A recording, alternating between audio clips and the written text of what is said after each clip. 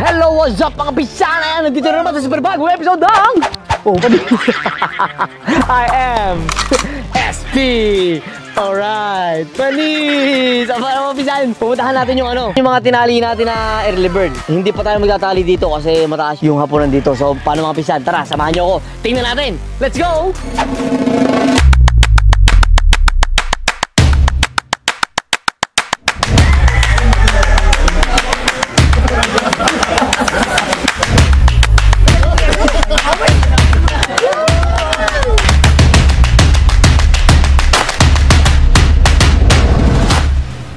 Dito na yung gate natin. Pinahaba natin yung gate natin dito kasi itong area na to, ayan, naging conditioning camp na natin tong front. Ibablog natin to ng hiwalay ha. Pero ito ay magagamit na natin as a conditioning camp natin. Ito yung ating area. Nandito lang yung conditioning camp natin. Yan. Yan mga pisan, conditioning camp natin yan. Siguro mga 2 to 300 ang kasya dito. Hindi ko lang sure papahabain ko yung cord. 150 to 200 lang. Okay na ako dito sa conditioning camp natin. Mga pinsan, nandito na tayo sa cording natin dito sa likod.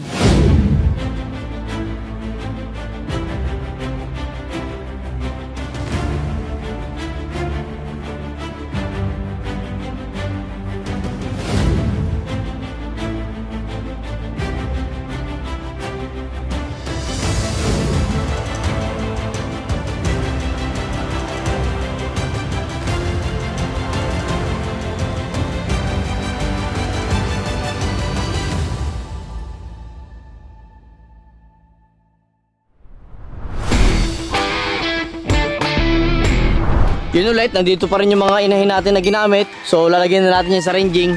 Tapos may mga pinalulugon pa tayo dito. Ayan, tapos doon sa pangalawang side na yon, ayan mga pisan, mamaya puntahan natin. Yung ating bagong tali, ang cording ko dito parang nasa 700. Tapos doon sa farm natin, na main farm natin is 350.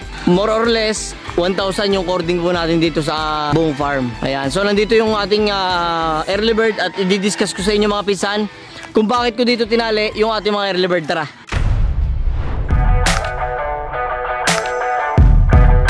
Ayun mga pinsan, dito natin itinali. Kung matatanong nyo kung ilan tong itinali natin, ito po ay 101. Bakit sa dami nating mga batang manok ay 101 muna yung ating tinali dito? Kasi mga pinsan, gusto ko matutukan yung hardening stage nila. So yung hardening stage nila, pag dami ng naka-hardening, kumbaga, mas gusto ko kasing matutukan yung mas onte. Kaya 100, 100, 100 by 100 lang po yung ating kinukuha. Kumbaga, hina-harvest dun sa ating ranging. So, kaya naman dito ko inilagay mga pinsan kasi po, ang ating tali po dito ay same, pares nun. Kaso yung ating tipi, magkaiba. Mas mababa po yun nandito. Ito po pala ay 5 feet lang. Dun sa kabila pala ay 6 feet yung cord. Ito po kasi, hindi pa sila masyadong sanay sa mataas na hapunan. So, kailangan dinedevelop po muna natin sila sa ganung stage. Kumbaga, stage by stage. Dahil baka mabilis sila mapilay. Though, komportable naman po kami na hindi naman po mapipilayan yan sa ganung paraan. Dahil po yan ay kumpleto ng mga vitamins like calcium, pampatibay ng buto. Pero mas safe na lang yung ganung paraan. Dito po muna namin pinadedevelop dahil may puno.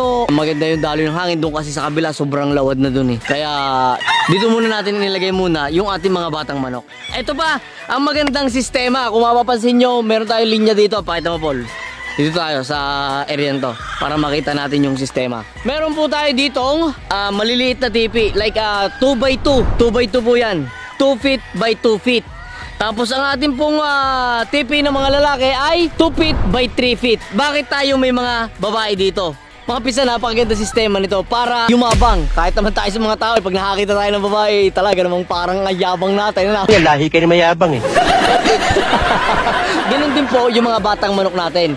No, mga pisan, kaya minabuti po na ilagay po natin dito yung mga ginamit nating hens. Kasi pagka hindi po hens ang inilagay nyo dyan, kung batang inahin din ang ibibigay natin dito, magrarambol po yan. Kasi hindi sila sanay sa tali, yung mga babae. Since sila po ay sanay na, magulang na yung mga babae natin, kalmado na sila. Tapos yung mga lalaki po nating bata, ay ano na lang yan, kumbaga magyayabang-yabangan na lang sila. Kaya mas mabilis po madedevelop yung maturity nila. Yun po yung sistema na meron dito sa SP. Ako lang po yung nakaisip ng ganitong sistema. Hindi ko po alam kung kung sa ibang farm ay meron, pero mas binabuti kong gantong gawin. Kahit crowded tingnan is hindi naman ako nagpapabisita dito. Kumbaga maturity stage lang tong area na to. Doon ako nagtatanggap ng bisita sa main farm po natin. Dito pag matured na sila at pwede na talaga silang itali doon sa mas malawak na farm, doon po natin ilalagay yung ating mga napamatured na lalaking manok. Alright? Mga pisa, kumuha tayo ng isang example ng Melsim's Black. Hindi po ito super brown red. Ito po ay Melsim's Black ni Junjunpe. So medium to high station po yung mga ganito. Kaya ako naman nagustuhan yung ganito. Ihahalo po natin sa mga SBR, sa mga tornado hatch. Ayan. Para sila ay hatch to hatch. Ayan. Mabait na manok. Isa din sa leader din sa ranging. Napakaganda nito. Grabe. Sino kayo makakakuha nito sa ating hulugan system? Ayan mga pisa, no? Actually, ang akin pong kinuha kay JJP, 10 inahin, 2 ganador. Pero ang atin pong tinanggap lang sa hulugan system natin ay 10 tryo lang. Kaya mga pinsan, ito patadamihin po natin to. Yung ating Melsim's Black. Ayan, quality check natin. Ano nga ba ang kaibahan ng Melsim's Black sa SBR? Bukod sa magkapares sila ng itsura halos talaga nagkakapares talaga sila ng itsura mga pinsan. Kaibahan lang, mabait no manok to. Yung kasing SBR natin, kapag ka nai-infuse sila na nai-infuse sa family relative nila, nagkakameron ng attitude. No, alam nyo na yung sinasabi kong attitude, nanunuka. Kaya mga pinsan, gusto ko i-cross sila dun. Pero syempre, hindi ko po kayo lolokohin. Kung yan ni SBR, hindi ko po kayo bubuhayin sa kalokohan mga pinsan. Kung yan ni SBR, SBR. Ito po, sasabihin ko na po sa inyo, ang markings po ng aking Melsim's Black ay double nose. Double. Double nose, ayan. Ang akin pong sa SBR ay single mark lang sa ilong.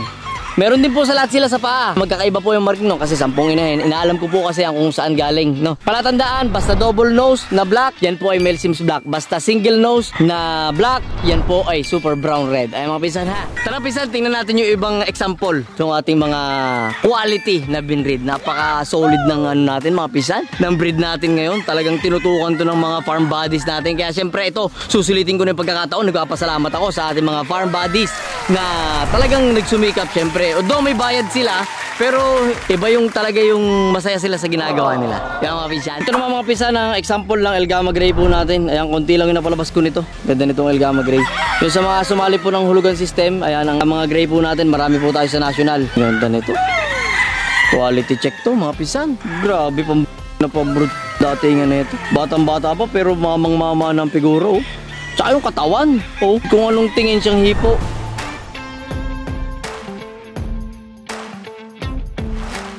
Hey, quality to mga pisan. Ito naman mga pisan, ang ating butcher. Alright mga pisan. Ayan, napaka-quality din ng isang ito. Ayan. One of my favorite bloodline dito ngayon sa farm. Isa to sa paborito ko. Bakit mga pisan? Kasi ang ganda ng padamihin nito. Inihahalo natin sa kung saan saan. Kumbaga, nagpo-formulate tayo ng mga komposisyon. Ayan, kasama ang butcher. Ayan, kasi naipapasa talaga niya yung karakter niya eh. Quality mga pisan. Ganda rin na ito. Saktong-saktong sukat. Yan. Ang ating butcher. So mga pisan, kita nyo naman yung buntot nito. Nabunutan na po namin ng 3.5. 2 days bago to mag 5 months. Kulang-kulang 5 months tong age na to. Ganda o, saktong-sakto. Pag nag 6 months to mga pisan, proportion na proportion ng buntot nito. Bago natin i-release sa ating mga kaibigan, mga pisan, ayan, ito ay matured na. Yan. Ito ang ating butcher. Quality check. Ito mga pisan, nakakita rin ako ng isang black naman oh. Ibang itsura to. Melsim's Black to mga pisan. Ayan, double nose. Double nose marking. Melsim's Black. Ganda mga pisan oh. Grabe ba? Yan, pag nag-mature lalo to. Ganda nito. Yan. Itim na itim yung mukha. Quality. Ito naman mga pisan, ang ating Boston Millionaire. Quality oh. Hey. Ayan mga pisan, ang ating Boston Millionaire. Konti lang din na breed natin ito. Kasi sobrang daming kumuha ng isang taon. Na unti na lang yung tira sa materials ko. Hot cake din dito sa ating farm. Dami ring nagkakagusto dito sa ating Boston Millionaire. Yan. Excited na ako mag-mature yung mga to mga pisa para makita ko yung talagang totoong tindig nila.